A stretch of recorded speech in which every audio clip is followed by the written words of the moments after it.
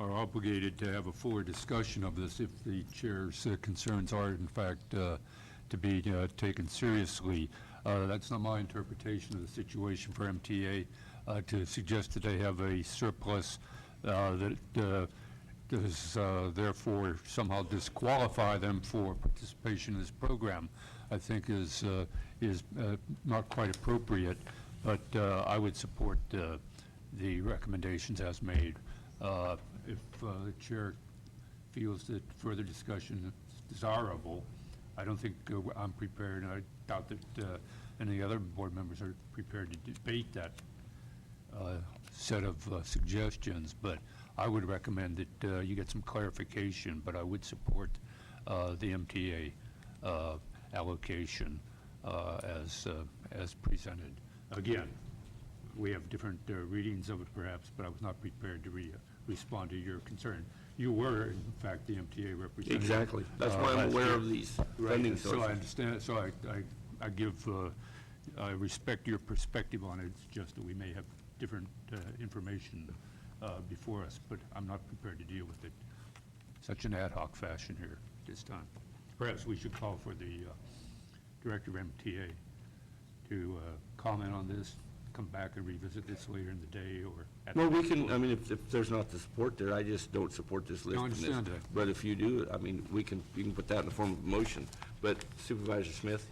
Thank you, Mr. Chair. I think that, looking at Mr. Brown's rather complex, we each received an entire pamphlet, more or less, on each of the proposals, and I think that he's given some brief commentary on how he has sort of approached the issue. I think that we can move forward with this list. I think that it's got a good combination of trying to get electric and hybrid vehicles actually out on the road in Mendocino County. He's dealt with the safe routes to school issue.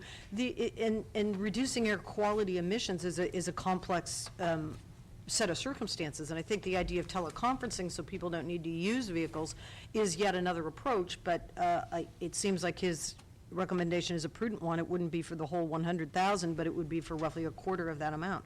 So I think that that absent a lengthy, detailed discussion where the board reviews every one of these proposals, looks at all the surrounding circumstances, I think that we ought to move forward.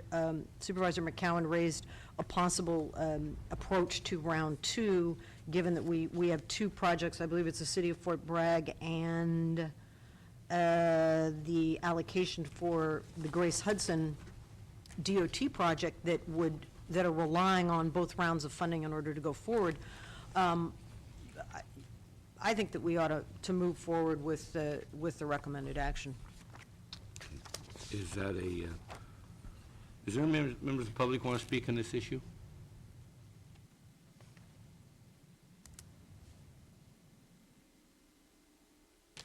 John Graff, representing the Employers Council of Mendocino County. I would have to agree with the chairman that we should look at the MTA very closely. I also believe that you should, if you're going to put vehicles in for the cities in Mendocino County, you should maybe check to see what kind of stewards they already are of their vehicles. There is some cities inside our county that have almost as many vehicles as they have employees. And I think that to give them an additional vehicle, if in fact they're not prudent with the taxpayers' money already, I think you may be remiss in your performance as supervisors. Maybe what another suggestion might be too is to have a set of parameters and priorities set for this money ahead of time, so you know all these projects qualify for that, and then the supervisors wouldn't be in a position to decide whether they qualified or not. You could actually just use your priority list to make sure they fit. Thank you. Any other members of the public want to speak on this item? Well, it looks like the board wants to support the list as it stands. I just, sitting on MTA for the last year, I have a real problem with the MTA going forward with over $6 million project to create a fueling station for alternate fuel vehicles. And also, the fueling station will be located here in Ukiah, which will have no benefit for your coastal lines. I'm not opposed to, I certainly support hybrid buses and alternate fuel vehicles. That is not the point. I really feel as we go into the future of alternate vehicles, that the future is going to be where you'll be able to pull up to a gas station and you'll be able to get diesel, gas, hybrid fuel, whatever they are. I think the private sector will take care of those fueling stations. I don't believe that we should take money from our MTA and to build over $6 million station that's going to be located in Ukiah, which is not going to benefit the North County or the coast. That's the problem I have with that. And I would encourage Supervisor Colfax to look into that issue, but I don't think it's going to the future. Just going back a little bit, here it wasn't very few years ago, when you went into a gas station, you could only get gasoline, different grades of gasoline. Now you pull into any gasoline station and you get diesel because there's diesel vehicles.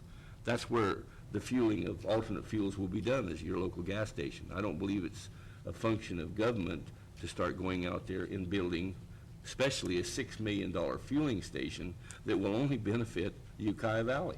Has nothing to do with the coast or the North County. And enough said on that, but I'm going to keep bringing it up until I get traction. So, with that, do we have a motion on this? Oh, Supervisor. Mr. Chair, according to the information that Air Quality has provided, the MTA request is for the 20% match to buy a 20-passenger gas-electric hybrid bus. So, you know, the fueling station is, I'm sure, another project that they have in mind, but these funds would not be funding that. But they can be, Supervisor. It's all capital. There's two sides of the MTA budget. One is capital, which is a purchase of their, infrastructure, buses and vans and that. The other side is their operational. And it appears to me like they have plenty of money in their capital side if they got $6.5 million to build a fueling station. Well, so much of this funding comes with so many strings and restrictions that I'm not really sure how that would work. If there was support on the board, I wouldn't object to putting that item over and looking into it a little further and seeing if there are other funds that they have that they could use for that purchase. But, unless there's any additional support for putting that over, though, I think we should move forward.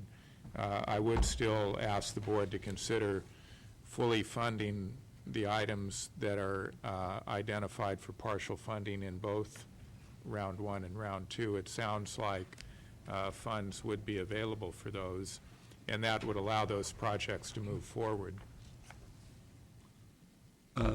Supervisor Colfax?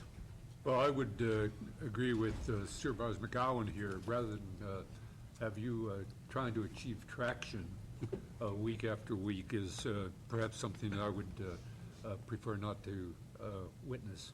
I would suggest here this particular item, we ask Mr. Richards to come in and comment on this, and the board can go forward. If he's within shouting distance, maybe this is something we could pick up on a little later today, or put it over. I just don't like the idea of this being seen as MTA has a lot of money, therefore we're not going to go in this particular direction. And I think that's essentially the essence of your criticism, which I'm not about to debate you with it. I think Mr. Richards should be called upon to... Well, you have the ability to make a motion on the recommended action, too. Well, I do, but And probably have their support. I also have the concern that we're not being clear enough as to why this should go forward. And I'm just joining with Mr. McGowan to say, let's hold it off then if that's the issue. Supervisor Brown? Thank you, Mr. Chair. What is the timeline? I remember seeing something. What is the timeline to have this approved? There really isn't a timeline. We generally like to get these approved in October, November, and we're obviously running very late